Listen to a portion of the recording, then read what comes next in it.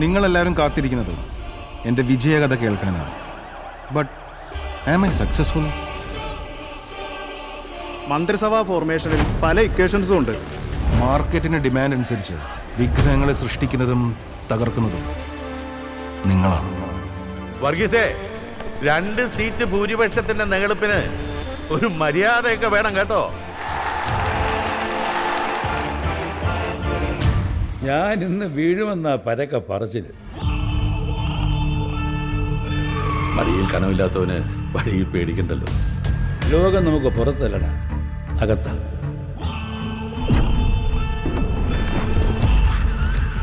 എന്നെ കോടതിയിൽ ഹാജരാക്കണം. എനിക്ക് 164 കൂട്ടണം.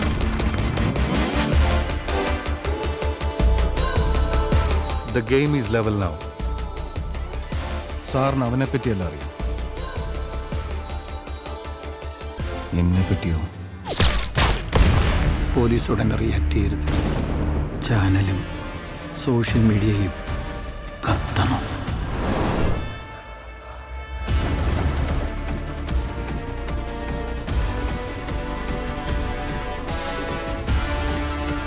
രാഷ്ട്രീയത്തിലിപ്പോൾ വ്യക്തികളിലല്ല, പ്രതിച്ഛായകൾ മാത്രമേ ഉള്ളൂ.